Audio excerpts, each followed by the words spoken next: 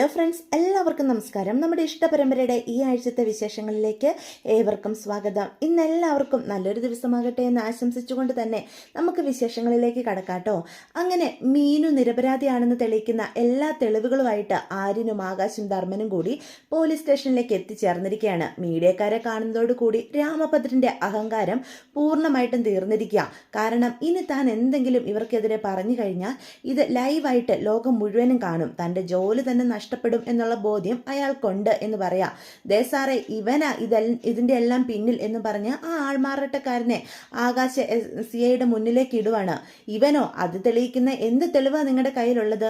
അത് സാറ് ചോദിച്ചത് ന്യായം. തെളിവില്ലാതെ ഏതോ ഒരുത്തനെ കൂട്ടിക്കൊണ്ടുവന്ന് മീനും നിരപരാധിയാണെന്ന് പറഞ്ഞ് സാറ് വിശ്വസിക്കില്ല എന്ന് ഞങ്ങൾക്കും അറിയാം എന്ന് പറഞ്ഞ് അവര് ആ CCTV വിഷ്വൽസ് രണ്ട് വീട്ടിലെയും കാണിച്ചു കൊടുക്കുകയാണ് കേട്ടോ. കണ്ടോ സാറേ, എൻ്റെ പേരും പറഞ്ഞ് വീണ മേഡത്തിൻ്റെ ഹസ്ബൻഡിൽ നിന്നും ഈ കാശ് മേടിച്ചത് ഇയാളാ. സാറ് ഞങ്ങളുടെ ഒപ്പം വന്നിട്ടുണ്ട് എന്ന് പറയട്ടോ. അപ്പം വീണ മേഡത്തിൻ്റെ ഭർത്താവ് കയറി വന്നിട്ട് പറയും, ആകാശാണെന്ന പേരില എൻ്റെ കയ്യിൽ നിന്ന് 25,000 രൂപ മേടിച്ചുകൊണ്ട് പോയത്. അതൊരിക്കലും കൈക്കൂലി വാങ്ങിയ കാശില്ല, ഞാൻ അവൾക്ക് കടവായിട്ട് കൊടുത്തതാ മീനാക്ഷിക്ക്. എൻ്റെ ഭാര്യ എന്നെ വിളിച്ചു പറഞ്ഞിരുന്നു ആ 25,000 രൂപ കടവായിട്ട് കൊടുക്കണമെന്ന്. അത് വാങ്ങാൻ വന്ന ആകാശാണെന്ന ഞാൻ കരുതിയത് എന്ന് അയാൾ പറയാം. അപ്പോൾ വീണ മേഡത്തിൻ്റെ ഹസ്ബൻഡ് നൽകിയ മൊഴി കൂടി കേൾക്കുമ്പം രാമഭദ്രന് മനസ്സിലാകുക തങ്ങൾ ആകെ പെട്ടുപോയിട്ടുണ്ട്. തൻ്റെ പേര് മീഡിയയ്ക്ക് മുന്നിൽ വരാതെ എങ്ങനെയെങ്കിലും നോക്കണം എന്ന് പറയണം. അപ്പോൾ പെട്ടെന്ന് രാമഭദ്രൻ പറയും, തെളിവുകളൊക്കെ നിങ്ങൾ ഹാജരാക്കിയ സ്ഥിതിക്ക് ഇനിയിപ്പം ഞങ്ങൾ മീനാക്ഷിയായിട്ട് കോടതിയിലേക്ക് പോകുന്നില്ല എന്ന് പറയാം. അത് കേൾക്കുന്ന മീനാക്ഷി പറയും, വേണ്ട സാർ, കോടതിയിലേക്ക് എന്നെ കൊണ്ടുപോകണം. ഞാൻ അവിടുന്ന് ഈ തെളിവുകളൊക്കെ ഹാജരാക്കി എൻ്റെ നിരപരാധിത്വം തെളിയിച്ചോളാം എന്ന് പറയാം. അതിൻ്റെ ആവശ്യമില്ല മീനാക്ഷി, ഇപ്പം എല്ലാ തെളിവുകളും നിങ്ങൾ നിരപരാധിയാണെന്ന് തെളിയിക്കുന്നവ തന്നെയാണ്. അതുകൊണ്ട് നിങ്ങളെ ഇനി കോടതിയിൽ കൊണ്ടുപോകേണ്ട ഒരു കാര്യമില്ല. ഇതിൻ്റെ പിന്നിൽ ഇയാളാണെന്ന് നിങ്ങൾക്ക് ബോധ്യപ്പെടുകയും ചെയ്തു. അതെന്തൊരു സംസാരമാ സാറേ എന്ന് ആര്യനപ്പം ചോദിക്കുക. അപ്പം ആകാശം പറയും, അതെ, ഇതിൻ്റെ പിന്നിൽ ആരാണെന്നും കൂടി തെളിയിക്കേണ്ടതേ ഞങ്ങളുടെ അത്യാവശ്യമാണ്. അത് സാറ് തന്നെ ഇവനെ കൊണ്ട് പറയിക്കണം എന്ന് പറയാൻ കേട്ടോ. അപ്പം മീഡിയക്കാരും പറയും, ഇത് സാറിൻ്റെ ഉത്തരവാദിത്വം എന്ന് പറയുമ്പോഴത്തേക്കും വേറെ നിവൃത്തിയില്ലാതെ രാമഭദ്രൻ താൻ തെറ്റുകാരനല്ല എന്ന് സ്ഥാപിച്ചെടുക്കേണ്ടതുകൊണ്ട് തന്നെ ആ ആൾമാറാട്ടക്കാരനെ ചോദ്യം ചെയ്യുകയാണ്. അയാൾ തത്ത പറയുന്ന പോലെ എല്ലാവരുടെയും പേരും വിളിച്ചു പറയാം. അത് കേൾക്കുമ്പോഴത്തേക്കും സാറിന് ഇപ്പോഴെങ്കിലും ബോധ്യപ്പെട്ടല്ലോ, പിന്നെ സാറിനും ഇതിലുള്ള പങ്ക് എന്താണെന്നൊക്കെ ഞങ്ങൾക്ക് വ്യക്തമായിട്ട് അറിയാം എന്ന് പറയാം. എന്തു പങ്ക്? ദേ, കൈക്കൂലിക്കാസിൽ അറസ്റ്റിലായ ഒരു പ്രതിയോട് ഞാൻ പുലർത്താവുന്ന എല്ലാ മാന്യതയോടും കൂടിയാണ് ഇവളോട് സംസാരിച്ചത് എന്ന് രാമഭദ്രൻ പറയും കേട്ടോ. അപ്പം മീനു വന്നിട്ട് പറയും, സാറ് കൂടുതലൊന്നും പറയണ്ട, കൃഷ്ണമംഗലത്തുകാർക്ക് വേണ്ടി എന്നോട് ലൈസൻസിൽ ഒപ്പിട്ട് തന്നാൽ ഈ കേസിൽ നിന്ന് ഒഴിവാക്കാന്ന് സാർ എന്നോട് പറഞ്ഞ കാര്യം ഇത്ര പെട്ടെന്ന് മറന്നു പോയോ സാറേ? അതൊന്നും ഞാൻ മറന്നിട്ടില്ല എന്ന് പറയാൻ കേട്ടോ. ഇതെല്ലാം ലൈവായിട്ട് പോവാ. സിഐയുടെ യഥാർത്ഥ മുഖവും ലോകര് മുഴുവനും കാണുകയാണ് കേട്ടോ. അങ്ങനെ നമ്മുടെ മീനാക്ഷി നിരപരാധിയാണെന്ന് തെളിയണം. മീനാക്ഷിയും കൂട്ടിക്കൊണ്ട് ബാലനും കൂട്ടരും പുറത്തേക്ക് ഇറങ്ങാം. അപ്പം ഇത്ര ഓടി വരിക, ചേച്ചി സന്തോഷമായില്ലേ, ചേച്ചി ഒരു തെറ്റും ചെയ്തിട്ടില്ല എന്ന് തെളിയിക്കുന്ന ആര്യനും ആകാശേട്ടനും ഒക്കെ പറഞ്ഞത് ഇപ്പം സത്യമായില്ലേ, ആകാശേട്ടൻ നിരപരാധിയാണെന്നും മീൻ ചേച്ചിക്ക് ബോധ്യപ്പെട്ടല്ലോ എന്ന് ചോദിക്കുകയാണ് കേട്ടോ. അപ്പം ആകാശിൻ്റെ മുഖത്ത് മാത്രം നമ്മുടെ മീൻ നോക്കുന്നില്ലേ, താൻ ആകാശനെ ഇത്രയേറെ തെറ്റിദ്ധരിച്ചല്ലോ, തൻ്റെ ആകാശ് തന്നെ ചതിക്കുമെന്ന് താൻ കരുതിയല്ലോ എന്നൊക്കെയുള്ള വേദനയുണ്ട് കേട്ടോ. അപ്പം മീനാക്ഷി ആണെങ്കിൽ വേദനയോടെ ആകാശനെ നോക്കുമ്പം ആകാശം മുഖം തിരിച്ചു പോവാണ്. നീ എന്നെ എന്നാലും സംശയിച്ചല്ലോ മീനു എന്നാണ് ആ നോട്ടത്തിൻ്റെ നടപ്പിൻ്റെ അർത്ഥമെന്ന് മീനാക്ഷിക്ക് മനസ്സിലാവുക. അപ്പോൾ പെട്ടെന്ന് ബാലൻ പറയും, മോളെ നീ മീനാക്ഷിയും കൂട്ടിക്കൊണ്ട് നേരെ ദേവമംഗലത്തേക്ക് പൊക്കോ, അവിടെ നമ്മളെയും കാത്ത് ഗോമതി ഇരിക്കുന്നുണ്ടാവും, ഞങ്ങൾക്ക് കുറച്ച് പണി കൂടിയുണ്ട് എന്ന് പറയാം. എന്താ വെച്ച കാര്യം എന്ന് മീനാക്ഷി അപ്പം ബാലനോട് ചോദിക്കുക. ഇതിൻ്റെയൊക്കെ പിന്നിൽ പ്രവർത്തിച്ചവനുണ്ടല്ലോ, അവനെ അങ്ങനെ വെറുതെ വിടാൻ നമുക്ക് പറ്റില്ലല്ലോ മോളെ, അവനെ കൈയോടുകൂടി പൊക്കണം. അവന് 2 എണ്ണം കൊടുത്തില്ലെങ്കിലേ ഇന്ന് എനിക്ക് സമാധാനം ഉണ്ടാവില്ല. അതിൻ്റെ ഒന്നും ഒരാവശ്യമില്ല അച്ഛാ, നിയമപരമായി തന്നെ അവരെയൊക്കെ നമുക്ക് നേരിടാം. നിയമം അതിൻ്റെ വഴിക്ക് നടക്കട്ടെ മോളെ, ഇത് ഒരു അച്ഛൻ്റെ സമാധാനത്തിന് എന്ന് പറയണം കേട്ടോ. അങ്ങനെ ഇത്രയും മീനാക്ഷിയും കൂടി ദേവമംഗലത്തേക്ക് കയറി ചെല്ലുക. അപ്പം അനുവാണ് ആദ്യം അവരെ കാണുന്നത്. അമ്മേ, ദേ മീനു ചേച്ചി വന്നു എന്ന് പറയാം. അത് കേൾക്കുമ്പോൾ തന്നെ ഗോമതി ഓടി വരിക. മോളെ മീനു, നിന്നെ അവർ ഉപദ്രവിച്ചൊന്നും ഇല്ലല്ലോ അല്ലേ എന്ന് ചോദിക്കുക. ഇല്ലമ്മേ, എനിക്ക് ഒരു കുഴപ്പവും ഉണ്ടായില്ലെന്നേ, ഞാൻ ദേ പയർ പോലെ അമ്മയുടെ മുന്നിൽ നിൽക്കുന്നില്ലേ എന്ന് മീനു ചോദിക്കുക.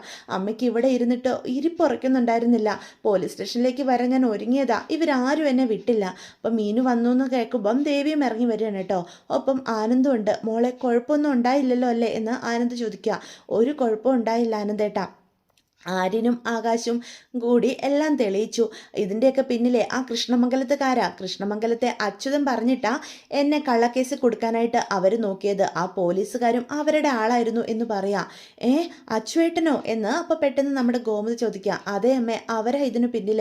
ആ പോലീസുകാർ എൻ്റെ മുന്നിൽ ഒരു ഓഫർ വെച്ചായിരുന്നു. ഞാൻ അച്യുതൻ്റെ ക്രഷർ യൂണിറ്റിനുള്ള ലൈസൻസ് ഒപ്പിട്ട് കൊടുത്താൽ എന്നെ കേസിൽ നിന്ന് ഒഴിവാക്കുമെന്ന്. അങ്ങനെ ഒരു തെറ്റ് ചെയ്തിട്ട് മീനാക്ഷിക്ക് നിരപരാധിയാണെന്ന് തെളിയിക്കേണ്ട. ഞാനേ ഇന്നേ വരെ ഒരു രൂപ പോലും കൈക്കൂലി മേടിച്ചിട്ടില്ല. അതുമാത്രമല്ല, സത്യസന്ധമായി മാത്രമേ പ്രവർത്തിച്ചിട്ടുള്ളൂ. സത്യസന്ധമായി ജീവിച്ചതിൻ്റെ പേരിൽ എനിക്ക് എന്തെങ്കിലും നഷ്ടപ്പെട്ടാൽ അതങ്ങ് നഷ്ടപ്പെടട്ടെ എന്ന് ഞാൻ കരുതുകയുള്ളൂ അമ്മേ എന്ന് പറയണം കേട്ടോ. അപ്പം ഗോമതിക്ക് നല്ല ദേഷ്യം വരിക. എൻ്റെ ഏട്ടന്മാർ ആ ദുഷ്ടന്മാർക്ക് ഇതുവരെ അവസാനിക്കാറായില്ലേ? എത്ര കാലമായി ഈ പകയും വിദ്വേഷവും കൊണ്ട് നടക്കുന്നു. നമ്മുടെ കുടുംബത്തെ അവർ ഏതെല്ലാം രീതിയിൽ വേദനിപ്പിക്കുന്നു. ഓരോ തവണയും ഞാൻ വേണ്ട വേണ്ട എന്ന് വെക്കുന്നത് കൊണ്ടല്ലേ അവരൊക്കെ ഇങ്ങനെ തുടങ്ങുന്നത്. ഇതിങ്ങനെ വിട്ടാൽ പറ്റില്ല. എന്ത് ചെയ്യണമെന്ന് എനിക്കറിയാം എന്ന് ഗോമതി പറയാം. ഒന്നും വേണ്ടമ്മേ, വെറുതെ അവരോട് പോയി പറയാന്നല്ലാതെ ഒരു ഉപകാരവും ഇല്ല. അവർ വീണ്ടും ഇതുപോലെ തന്നെ പ്രവർത്തിക്കത്തുള്ളൂ എന്ന് മീനാക്ഷി പറയാം. അപ്പോഴത്തേക്കും ദേവി പറയും, അമ്മേ, മീനു ആകെ ക്ഷീണിച്ചല്ലേ വന്നിരിക്കുന്നത്, അവളൊന്ന് ഫ്രഷ് ആവട്ടെ അമ്മേ, അവൾക്ക് കഴിക്കാൻ നമുക്ക് എന്തെങ്കിലും എടുക്കാം എന്ന് പറയാൻ കേട്ടോ. അപ്പോൾ ഗോമതി പറയും, മോൾ റൂമിലേക്ക് ചെല്ലുക, ആകെ ക്ഷീണിച്ചു, അമ്മ മോക്കുള്ള ആഹാരമായിട്ട് അങ്ങോട്ട് വരാം എന്ന് പറയാം. അമ്മ ധൃതി പിടിക്കണ്ട, എനിക്ക് ഒരു കുഴപ്പമില്ല അമ്മേ, അത് കാണുമ്പോൾ തന്നെ അറിയാം ഇന്നലെ ഒരുപോലെ കണ്ണടച്ചിട്ടില്ല നീ എന്ന് എനിക്കറിയാം, ആഹാരവും കഴിച്ചിട്ടുണ്ടാവില്ലല്ലോ. അപ്പം മിത്ര പറയും, അതേ അപ്പച്ചി, ഞാൻ മീനു ചേച്ചിക്കുള്ള ആഹാരമായിട്ട് ചെന്നതാ, പക്ഷേ ആ CI അയാൾ സമ്മതിച്ചില്ല മീനു ചേച്ചിയെ അത് കഴിക്കാൻ എന്ന് പറയാണ്. അയ്യോ, എൻ്റെ മോൾ ഇന്നലെ പട്ടിണിയായിരുന്നല്ലേ, ദേ അമ്മ ഇപ്പം തന്നെ ആഹാരം കൊണ്ടുവരാം എന്ന് പറഞ്ഞ് നമ്മുടെ ഗോമതി അടുക്കളയിലേക്ക് പോവാണ് കേട്ടോ. മീനു റൂമിലേക്കും പോവാം. ഇതേ സമയം ബാലനും തൻ്റെ ആൺമക്കളും കൂടി ഇങ്ങനെ നിൽക്കുക. അച്ഛ, അവനെ വെറുതെ വിട്ടാൽ ശരിയാകില്ല അച്ഛ, ഓരോ തവണയും നമ്മുടെ കുടുംബത്തിൽ കയറി അവൻ്റെ കളി എന്ന് പറയാം. അതെ, ഇത്തവണ നിങ്ങളെ ഞാൻ എതിർക്കില്ല മക്കളെ, അവനാ മില്ലിൽ കാണും, തടിമില്ലിൽ, അങ്ങോട്ട് ചെല്ലണം. ആ അച്യുതനും അവൻ്റെ വിഷം ചീറ്റുന്ന മകനുണ്ടല്ലോ ആലോകും, രണ്ടിനും എടുപ്പത് കൊടുക്കണം. നമ്മുടെ മീനുവിനെ മാനസികമായി ഇത്രയും സംഘർഷത്തിലേക്ക് തള്ളിവിട്ട അവരെ കൊണ്ട് തന്നെ ഞാൻ മാപ്പ് പറയിപ്പിക്കും എന്ന് ബാലൻ പറയണം കേട്ടോ. അങ്ങനെ ബാലനും അതുപോലെ നമ്മുടെ ആകാശവും ആര്യനും എല്ലാവരും കൂടി തടിമില്ലിലേക്ക് ചെല്ലുക. അപ്പം തടിമില്ലിൽ നമ്മുടെ ബാലനെ കാണുമ്പോഴത്തേക്കും ദേഷ്യപ്പെട്ടുകൊണ്ട് അച്യുതൻ അങ്ങോട്ട് വരികയാണ് കേട്ടോ. കൂടെ തന്നെ അലോകും ഉണ്ട്. ഈ കൃഷ്ണമംഗലത്തുകാരുടെ സ്വത്തിൽ കാലുകുത്താൻ നിനക്ക് എങ്ങനെ ധൈര്യം വന്നടാ എന്ന് ചോദിക്കുക. മിണ്ടാതിരിയടാ, നീയൊക്കെ കാട്ടിക്കൂട്ടിയതിന് 2 തരാതെ പോയാലേ എനിക്ക് പിന്നെ സമാധാനം കിട്ടില്ല എന്നും പറഞ്ഞ് ബാലൻ തന്നെ അച്യുതൻ്റെ ചെകിട് നോക്കി ഒരെണ്ണം കൊടുക്കാൻ കേട്ടോ. എന്നെ തല്ലാൻ മാത്രം നീ വളർന്നോടാ ബാല എന്ന് അച്യുതനപ്പം ചോദിക്കും. തല്ലുവല്ല, നിന്നെ കൊല്ലുവാ വേണ്ടത്. എൻ്റെ മോളെ കൈക്കൂലി കേസിൽ അറസ്റ്റിലാക്കി കളഞ്ഞ അവളങ്ങ് കാലാകാലം ജയിലിൽ കിടക്കുമെന്ന് നീ കരുതിയോടാ? നിന്റെ ആഗ്രഹം ഒന്നും നടക്കാൻ പോകുന്നില്ല. അവൾ നിനക്ക് ലൈസൻസ് ഒപ്പിട്ട് തരാത്തത് കൊണ്ടല്ലേ അവളോട് നിന്റെ ഈ പകപോക്കല്. ഇനി അവളെ നിരപരാധിയാണെന്ന് തെളിയിക്കുക മാത്രമല്ല നിന്റെ യഥാർത്ഥ മുഖം ഈ നാട് മുഴുവനും അറിയുകയും ചെയ്തടാ എന്ന് പറയണം കേട്ടോ. അത് കേൾക്കുമ്പോഴത്തേക്കും അച്യുതൻ ഞെട്ടി നിൽക്കുകയാണ്. എൻ്റെ അച്ഛനെ ഉപദ്രവിക്കാനായോടോ താൻ എന്ന് പറഞ്ഞ് അലോകും അങ്ങോട്ട് പാഞ്ഞു വരികയാണ് കേട്ടോ. അപ്പോൾ ആര്യനും ആകാശവും ബാലൻ്റെ മുന്നിലേക്ക് കയറി നിൽക്കുമ്പം ഒരു പൊടിക്ക് അലോക് അടങ്ങാണ്. കാരണം അവരുടെ അടി കൊണ്ട് തനിക്ക് നല്ല ശീലമുണ്ടല്ലോ. എന്താടാ, എൻ്റെ അച്ഛനെ നിനക്ക് തല്ലനോടാ എന്ന് ചോദിക്കുകയാണ് കേട്ടോ. എന്നിട്ട് ആര്യനും ആകാശം കൂടി ചേർന്ന് നമ്മുടെ അലോകിനിട്ടും എടുപ്പത് കൊടുക്കുകയാണ്. അങ്ങനെ ബാലൻ അച്യുതനിട്ടും അലോകും എന്നിട്ട് ആര്യനും ആകാശം നല്ല അടി കൊടുക്കുക. വിടടാ എന്ന് പറയാൻ കേട്ടോ. നമ്മുടെ അലോക് ആവശ്യനായി പോവാ. നിന്നെ വിടാടാ, അതിനു മുന്നേ നീ ഒരു കാര്യം ചെയ്യണം. എൻ്റെ ഏടത്തിയോട് നീ പോയി മാപ്പ് പറയണം, എങ്കിൽ മാത്രമേ നിന്നെ ഞാൻ വെറുതെ വിടത്തുള്ളൂ എന്ന് ആരും പറയാം. ദേ ഫോൺ വിളിക്കുക ഏടത്തിയെ എന്ന് ആകാശിനോട് ആരും പറയൂട്ടോ. വീഡിയോ കോൾ തന്നെ ആയിക്കോട്ടെ. അപ്പോൾ പെട്ടെന്ന് ആകാശ് വീഡിയോ കോൾ ചെയ്യുന്ന കാണുമ്പോൾ മീനു ഫോൺ എടുക്കുക. പറയട ഏടത്തിയോട് മാപ്പ് എന്ന് പറയാം. എൻ്റെ മീനുവിനെ നീ പോലീസ് സ്റ്റേഷനിൽ കയറ്റാൻ നോക്കിയതല്ലേ, നിന്റെ അച്ഛനെ കൊണ്ട് ചെയ്യിപ്പിക്കേണ്ട ഇത്. അതിനു പകരം മകനായ നീ പറഞ്ഞാലും മതിയടാ, മര്യാദയ്ക്ക് പറഞ്ഞോ എൻ്റെ മീനാക്ഷിയോട് മാപ്പ് എന്ന് ആകാശം പറയാം. ഒരു നിവർത്തിയില്ലാത്തത് കൊണ്ട് അലോക് പറയും, മാപ്പ് മാപ്പ്, ഞാൻ ചെയ്തതിനെല്ലാം മാപ്പ് എന്ന് പറയാൻ കേട്ടോ. അത് കേൾക്കുമ്പോൾ മീനാക്ഷിക്ക് സമാധാനമാവുകയാണ്. താൻ നേരിട്ട എല്ലാ അപമാനങ്ങളും കൃഷ്ണമംഗലത്തുകാരുടെ ഈ മാപ്പ് പറയലോടുകൂടി തനിക്ക് തീർന്നു കിട്ടി എന്ന് പോലും മീനാക്ഷിക്ക് തോന്നിപ്പോവാണ് കേട്ടോ. അച്യുതനും അലോകനുമുള്ള തക്ക മറുപടി കൊടുത്ത് ബാലനും മക്കളും ദേവമംഗലത്തേക്ക് വരിക. പോകുന്നതിന് മുന്നേ ബാലൻ ഒരു താക്കീതോട് നൽകുന്നുണ്ട്. ഓരോ തവണയും നീയൊക്കെ ദേവമംഗലത്ത് കയറി കളിക്കുമ്പം പോട്ടെ പോട്ടെ എന്ന് വെച്ച് ഞാൻ ക്ഷമിക്കുന്നതാ. പക്ഷെ ഇനി ഒരിക്കൽ കൂടി നിന്റെയൊക്കെ ഭാഗത്തു നിന്ന് ഇങ്ങനൊന്നും ഉണ്ടായാൽ ആ ക്ഷമ എൻ്റെ ഭാഗത്തു നിന്നും ഉണ്ടാകാൻ പോകുന്നില്ല. എൻ്റെ ഗോമതിയുടെ ആങ്ങളമാരാണല്ലോ എന്നോർത്താ നിന്നോടൊക്കെ ഞാൻ ക്ഷമിച്ചു വിടുന്നത്. ഇനിയും ഇത് ആവർത്തിച്ചാൽ ഈ ബാലൻ്റെ യഥാർത്ഥ മുഖം നീയൊക്കെ കാണുവടാ എന്നും പറഞ്ഞിട്ടാ ബാലൻ ദേവമംഗലത്തേക്ക് മടങ്ങി പോകുന്നത് കേട്ടോ. അപ്പം അവരുടെ മുന്നിൽ താൻ വീണ്ടും തോറ്റുപോയ ദേഷ്യം മുഴുവനും അച്യുതനാണെങ്കിൽ മറ്റേ മണ്ണിലേക്ക് ശക്തമായിട്ട് കാല് ചവിട്ടി തീർക്കാണ് കേട്ടോ. അപ്പം എന്നിട്ട് അലോകൻ്റെ അടുത്തേക്ക് ഓടി ചെല്ലുക. എടാ മോനെ, നിന്നെ അവർ ഒരുപാട് ഉപദ്രവിച്ചോടാ, എടാ നിനക്ക് രണ്ടെണ്ണം തിരിച്ചു കൊടുക്കാൻ മേലായിരുന്നോ എന്ന് എന്നിട്ട് ചോദിക്കും. എന്നിട്ട് ഒരു വിധത്തിൽ അലോകിനെ താങ്ങി പിടിച്ചുകൊണ്ട് കൃഷ്ണമംഗലത്തേക്ക് ചെല്ലുക. തൻ്റെ മകൻ്റെയും ഭർത്താവിൻ്റെയും അവസ്ഥ കാണുന്ന രാജശ്രീ ഓടി വരിക. അയ്യോ അച്ചുവേട്ട, അലോകെ ഇതെന്താ പറ്റിയത് എന്ന് ചോദിക്കുക. അത് പിന്നെ സത്യം പറ, നിങ്ങൾക്ക് എന്തോ അപകടം സംഭവിച്ചതാ, എന്താ ഉണ്ടായത് എന്ന് ചോദിക്കുക. അത് ആ ദേവമംഗലത്തെ ബാലൻ്റെ മക്കളും ഞങ്ങളുടെ ഒന്ന് കയറി മേഞ്ഞതാ. അവർക്ക് ഇത്ര ധൈര്യം ഇരുന്നിട്ടാ നിങ്ങളെ ഉപദ്രവിക്കാൻ കഴിഞ്ഞത് എന്ന് ചോദിക്കുകയാണ്. അത് പിന്നെ സത്യം പറ അച്ചുവേട്ട, നമ്മുടെ എല്ലാ പ്ലാനുകളും ഇത്തവണയും പൊട്ടിപ്പോയോ? അവർക്ക് മനസ്സിലായോ മീനാക്ഷിയെ ജയിലിൽ കയറ്റതിന് പിന്നിൽ അച്ചുവേട്ടനാണെന്ന്? അവർ മനസ്സിലാക്കിയെന്ന് മാത്രമല്ല, അവൾ നിരപരാധിയാണെന്ന് തെളിയിക്കുകയും ചെയ്തു രാജശ്രീ എന്ന് പറയാ. ഓരോ തവണയും അവരുടെ മുന്നിൽ നമ്മൾ തോറ്റു പോവാണല്ലോ അച്ചുവേട്ട, ഇതിങ്ങനെ വിട്ടാൽ പറ്റില്ല എന്ന് പറയാം. അലോകെ മോനെ, നിന്നെ ഒരുപാട് ഉപദ്രവിച്ചോടാ എന്ന് ചോദിക്കുക. ഈ ഉപദ്രവത്തിനൊക്കെയുള്ള മറുപടി ഞാൻ അവർക്ക് കൊടുക്കും അമ്മേ എന്ന് പറയാണ്. അവരുടെ അനിയത്തി ഉണ്ടല്ലോ, ആ അനുശ്രീ, അവളെ ഞാൻ എങ്ങനെയെങ്കിലും ഈ കൃഷ്ണമംഗലത്ത് കൊണ്ടുവരും. അതിൽ പരം അപമാനമൊന്നും അവർക്കാർക്കും ഉണ്ടാകാൻ പോകുന്നില്ല എന്ന് പറയാൻ കേട്ടോ. അത് കേൾക്കുമ്പം അച്യുതനും രാജശ്രീക്കും സന്തോഷമാവുകയാണ്. എത്രയും വേഗം അവളെ ഇവിടെ തന്നെ കൊണ്ടുവരണം എന്ന് പറയണേ. ഇതേ സമയം നമ്മുടെ മീനാക്ഷിയുടെ പ്രശ്നമൊക്കെ ഒന്ന് പതിയെ കെട്ടടങ്ങുകയാണ് കേട്ടോ. വീണ്ടും ദേവമംഗലം അനുവിൻ്റെ കല്യാണക്കാര്യത്തിലേക്ക് തന്നെ പോവാണ്. എത്രയും വേഗം കല്യാണം നടത്തണമെന്നുള്ള തീരുമാനത്തിൽ തന്നെ ഉറച്ചു നിൽക്കുകയാണ് നമ്മുടെ അങ്ങനെ ഞായറാഴ്ച ചെറുക്കൻകൂട്ടര് അനുവിനെ കാണാൻ വരുന്ന കാര്യം അനുവിൻ്റെ ചെവിയിലും എത്തുക. അനു അതറിയുമ്പം ആകെ തകർന്നു പോവുക. അപ്പം മീനുവിൻ്റെ അടുത്തേക്ക് ഓടി ചെല്ലുക. എന്താ മീനു ചേച്ചി ഈ നടക്കുന്നത്? എന്നെ കല്യാണം കഴിച്ച് അയക്കാൻ പോവാണോ അച്ഛൻ എന്ന് ചോദിക്കുക. മോളെ അനു, ഞങ്ങൾ ആകുന്ന പറഞ്ഞു നോക്കിയത് അച്ഛനോട്, പക്ഷേ അച്ഛൻ അതിൽ തന്നെ ഉറച്ചു നിൽക്കുക. ചേച്ചി, എൻ്റെ പഠിത്തം, ഞാൻ ഇനി ഒരിക്കലും അലോകമായിട്ട് ഒരു ബന്ധവും തുടരില്ല ചേച്ചി. എനിക്ക് പഠിച്ച ഒരു ജോലി നേടണം, അതിനുശേഷം കല്യാണം മതിയെന്ന് ചേച്ചിയെങ്കിലും അച്ഛനെ പറഞ്ഞൊന്ന് സമ്മതിപ്പിക്കുക എന്ന് ചോദിക്കാം. അപ്പോൾ മിത്രയും കൂടെ അടുത്തോട്ട് വരിക. അങ്കിളിനെ പറഞ്ഞ് ഞാനും മീനു ചേച്ചിയും എങ്ങനെയെങ്കിലും ഇതിൽ നിന്ന് പിന്തിരിപ്പിക്കാൻ നോക്കിയതാ മോളെ. പക്ഷേ അങ്കിള് വാശിയിൽ തന്നെയാണ്. അങ്കിള് മാത്രമല്ല അപ്പച്ചിയും നിന്നെ എത്രയും വേഗം കല്യാണം കഴിച്ച് കൊടുക്കണമെന്നാണ് പറയുന്നത്. അപ്പച്ചിക്ക് നിന്നിലുള്ള വിശ്വാസം നഷ്ടപ്പെട്ടു. അതുകൊണ്ട് ഇനി നീ എന്തു പറഞ്ഞാലും അപ്പച്ചി വിശ്വസിക്കില്ല എന്നാ പറയുന്നത് എന്ന് പറയുന്നു കേട്ടോ. അത് കേൾക്കുമ്പം അനുവിന് നെഞ്ച് തകർന്നു പോവാ. അത്രയ്ക്ക് വലിയ എന്ത് തെറ്റാണ് ഞാൻ ചെയ്തത്? അലോകിനെ സ്നേഹിച്ചു പോയി. അതും ഈ ഇരു കുടുംബങ്ങളും തമ്മിലുള്ള എല്ലാ വൈരാഗ്യവും അതുവഴി അവസാനിപ്പിക്കുമെന്ന് ഞാൻ കരുതി ചേച്ചി. അതുകൊണ്ടാണ് എൻ്റെ തീരുമാനം തെറ്റായിരുന്നെന്ന് മനസ്സിലാക്കിയപ്പം ഞാൻ അതിൽ നിന്ന് പിന്തിരികയും ചെയ്തു. അവനെ ഇങ്ങോട്ട് വിളിച്ചു കയറ്റിയതിൽ എനിക്ക് ഒരു പങ്കുമില്ല എന്നും പറഞ്ഞ് നമ്മുടെ മീനുവിൻ്റെ മിത്രയ്ക്കും മുന്നിൽ നിന്ന് കരയുവാണേ. മോളെ, ഇതൊക്കെ ഞങ്ങൾക്കറിയാവുന്ന കാര്യമാണ്. പക്ഷേ ഇവിടെ അച്ഛനും അമ്മയും സ്ട്രോങ് ആയിട്ട് നിൽക്കുമ്പം ഞങ്ങൾ എന്ത് ചെയ്യാനാ? എന്തായാലും കല്യാണമൊന്നും അല്ലല്ലോ. ഞായറാഴ്ച അവർ വന്ന് നിന്നെ കണ്ടിട്ട് പോട്ടെ. നിനക്ക് ഇഷ്ടമില്ലാത്തൊരു ബന്ധത്തിലേക്ക് നിന്നെ തളച്ചിടാനൊന്നും ഇവിടെ ആരും നിർബന്ധിക്കില്ല. നീ എന്തായാലും ഇപ്പം അച്ഛനെയും അമ്മയും പിണക്കാൻ നിൽക്കണ്ട. അവർ പറയുന്ന പോലെയൊക്കെ ചെയ്യുക. നിനക്ക് താല്പര്യമില്ലെന്ന് പിന്നീട് അവരെ അറിയിക്കാം എന്ന് പറയണം കേട്ടോ. അപ്പം മിത്രയും അങ്ങനെ തന്നെ പറയുമ്പം ഒരു വിധത്തിൽ സമാധാനത്തോടെ നമ്മുടെ അനു റൂമിലേക്ക് കയറി ചെല്ലുവാണ്. എന്നാൽ അനുവിൻ്റെ കല്യാണക്കാര്യം അറിയുന്ന സുകന്യയ്ക്ക് ഒരു സമാധാനമില്ല. എത്രയും വേഗം കൃഷ്ണമംഗലത്ത് പോയി ഈ കാര്യങ്ങളൊക്കെ അറിയിക്കണം. ഈ മീനാക്ഷിയുടെ പ്രശ്നത്തിന് ശേഷം കൃഷ്ണമംഗലത്തേക്ക് തൻ്റെ പോക്ക് ഏതേലും വിധേനയാ ധർമ്മം കണ്ടു കഴിഞ്ഞാൽ തൻ്റെ ഈ കുടുംബത്തിലെ സ്ഥാനം പോലും ഇല്ലാതാകും. സുകന്യയ്ക്കറിയാം. അതുകൊണ്ട് തന്നെ എല്ലാവരുടെയും കണ്ണ് വെട്ടിച്ചൊരവസരം കിട്ടാൻ കാത്തിരുന്നു സുകന്യയും. അങ്ങനെ ആരും തന്നെ ശ്രദ്ധിക്കുന്നില്ലാത്തൊരവസരം നോക്കി രാജശ്രീയുടെ അടുത്തേക്ക് ചെല്ലുകയാണ്. ചേച്ചി, എനിക്കൊരു അത്യാവശ്യ കാര്യം പറയാനുണ്ട് എന്ന് പറയാം. എന്താടി കാര്യം? അനുവില്ലേ, അവൾക്ക് അവിടെ ബാലേട്ടൻ കല്യാണം ആലോചിച്ചു തുടങ്ങി. ഈ ഞായറാഴ്ച അവളെ പെണ്ണ് കാണാൻ വരുന്നുണ്ട് എന്ന് പറയാം. അതെങ്ങനെ ശരിയാകും? അവൾ ഇവിടെ വേണ്ടേ ജീവിക്കാൻ? അവളെ ഇവിടെ ജീവിച്ചാൽ മതി. എത്രയും വേഗം എൻ്റെ അലോകിൻ്റെ പെണ്ണായിട്ട് കൃഷ്ണമംഗലത്തിൻ്റെ പടി കയറണം അവൾ എന്ന് ആ ബാലനും കൂട്ടരും മില്ലിൽ പോയി അച്ചുവേട്ടനെയും അലോകിനെയും ഉപദ്രവിച്ചോ അന്ന് ഞാൻ തീരുമാനിച്ചതാ അവർക്കുള്ള തിരിച്ചടി അങ്ങനെ തന്നെ കൊടുക്കണമെന്ന് രാജശ്രീ പറയാം. പക്ഷെ ചേച്ചി അവിടെ ബാലേട്ടനും ഗോമതി ചേച്ചിയും രണ്ടും കൽപ്പിച്ച. അനു ഒരുപാട് എതിർക്കാൻ നോക്കിയതാ. അനു മാത്രമല്ല ആ മീനാക്ഷിയും മിത്രയും ഒക്കെ എതിർക്കാൻ നോക്കി. പക്ഷെ അവരാരും പറയുന്നത് കൂട്ടാക്കുന്നില്ല ബാലേട്ടൻ. ഈ ആലോചന നല്ലതാന്നാ പറഞ്ഞേ. ഏതോ ബാങ്ക് ഉദ്യോഗസ്ഥനാ ചെറുക്കൻ. എത്രയും വേഗം കല്യാണം കഴിപ്പിച്ച് കൊടുക്കണമെന്നാ പറയുന്നത്. അതെങ്ങനെ ശരിയാകും? അവൾ ഇവിടെ തന്നെ ജീവിച്ചാൽ മതി എന്നും പറഞ്ഞുകൊണ്ട് അച്യുതനും അപ്പം അങ്ങോട്ട് വരിക. അച്ചുവേട്ടാ, സുകന്യ പറഞ്ഞതൊക്കെ അച്ചുവേട്ടൻ കേട്ടോ എന്ന് ഇപ്പം രാജശ്രീ ചോദിക്കും. എല്ലാം കേട്ടു രാജശ്രീ. അങ്ങനെ ഇപ്പം ആ ബാലനെയും മക്കളെയും എല്ലാവരുടെയും മുന്നിൽ വിജയിക്കാൻ ഈ അച്യുതൻ സമ്മതിക്കുമെന്ന് നിനക്ക് തോന്നുന്നുണ്ടോ?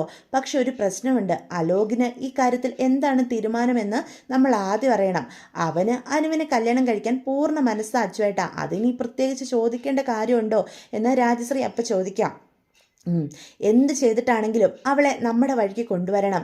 ഇനിയിപ്പം അലോക് പോയി വിളിച്ചാൽ അനുശ്രീ ഇറങ്ങി വരുമെന്നൊന്നും എനിക്ക് തോന്നുന്നില്ല എന്ന് അച്യുതൻ പറയാം. അത് കേൾക്കുമ്പോൾ സുകന്യയും പറയും, അത് ഒരിക്കലും ഉണ്ടാകാൻ പോകുന്നില്ല. അലോകിനോട് തീരാത്ത പകയും ദേഷ്യമാണ് അനുവിൻ്റെ മനസ്സിലിപ്പം.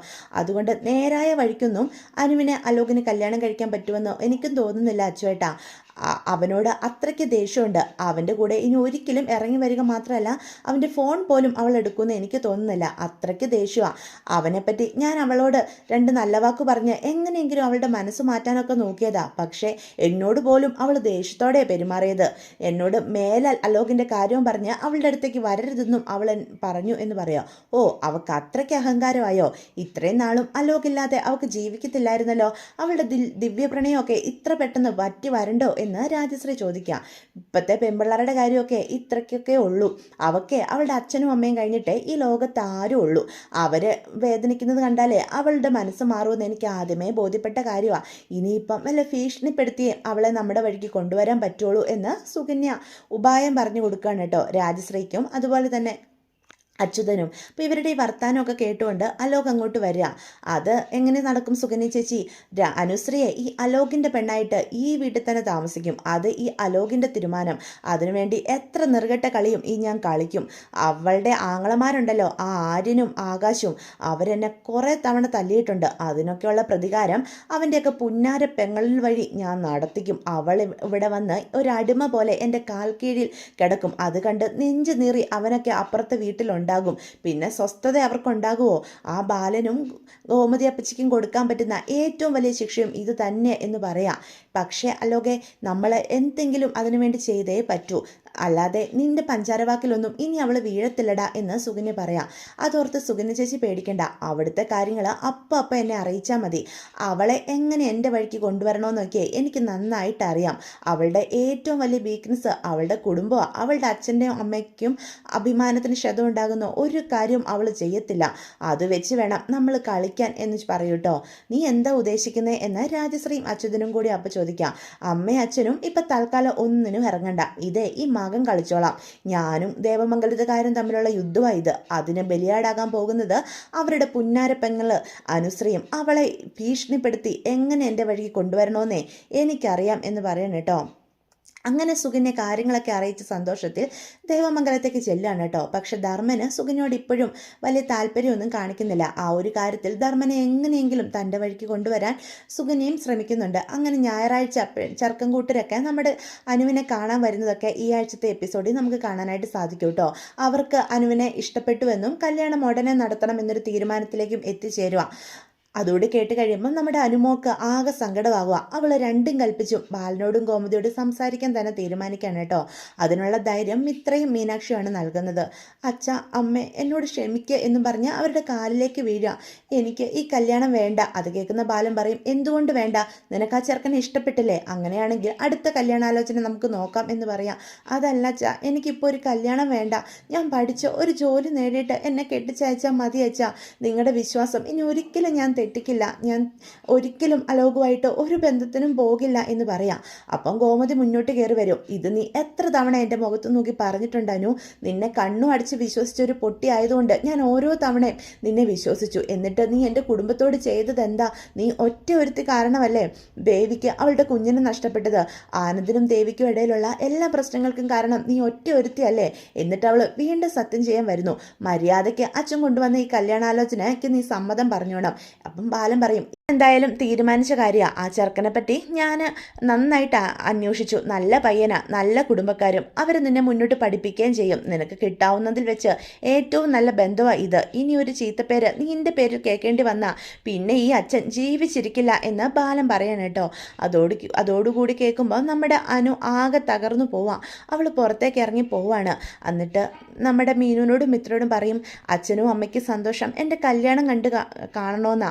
ഞാൻ കല്യാണം കഴിച്ചാലെങ്കിലും അവർക്ക് എന്നോടുള്ള സ്നേഹവും വിശ്വാസവും തിരിച്ചു വരുമെങ്കിൽ ഈ കല്യാണത്തിന് എനിക്ക് സമ്മതവും മീനു ചേച്ചി എന്നും പറഞ്ഞിട്ട് റൂമിലേക്ക് പോവാണ് കേട്ടോ. അങ്ങനെ സുകന്യ അപ്പം തന്നെ അനുമോൾക്കും കല്യാണത്തിന് സമ്മതമെന്ന് പറഞ്ഞ കാര്യം അലോകിനെ അറിയിക്കുകയാണ്. അവൾ കല്യാണവും സ്വപ്നം കണ്ടുകൊണ്ട് അവിടെ ഇരുന്നോട്ടെ സുകന്യ ചേച്ചി, പക്ഷെ കല്യാണം നടക്കും. അത് ഈ അലോകുമായിട്ടുള്ളതാണെന്ന് മാത്രം. അവൾ ഈ കൃഷ്ണമംഗലത്ത് എൻ്റെ പെണ്ണായിട്ട് തന്നെ ജീവിക്കും. അതിനുള്ളതൊക്കെ ഞാൻ ചെയ്തുകൊണ്ടിരിക്കുക. ഇനി അവളെ എൻ്റെ വഴിക്കൊന്ന് കൊണ്ടുവരുന്ന പാടേ ഉള്ളൂ. അതവൾ എത്തിക്കോളും. അവളെ എങ്ങനെ കൊണ്ടുവരണമെന്ന് എനിക്കറിയാം. അവളുടെ അച്ഛൻ്റെ മാനത്തിന് മുന്നിൽ അവളുടെ ജീവിതം പോലും എനിക്ക് ബലി നൽകും എന്ന് പറയണം കേട്ടോ. അപ്പോൾ ഇതൊക്കെയാണ് ഈ ആഴ്ചത്തെ എപ്പിസോഡിൻ്റെ വിശേഷങ്ങൾ. വീഡിയോ ഇഷ്ടപ്പെട്ടുവെങ്കിൽ ചാനൽ സബ്സ്ക്രൈബ് ചെയ്യാൻ മറക്കരുത്, ലൈക്ക് ചെയ്യാനും മറക്കരുത്. നിങ്ങളുടെ വിലയേറിയ അഭിപ്രായങ്ങൾ കമൻറ്റ്സ് വഴി എന്നെ അറിയിക്കാനും മറക്കരുത്. അപ്പോൾ എല്ലാവർക്കും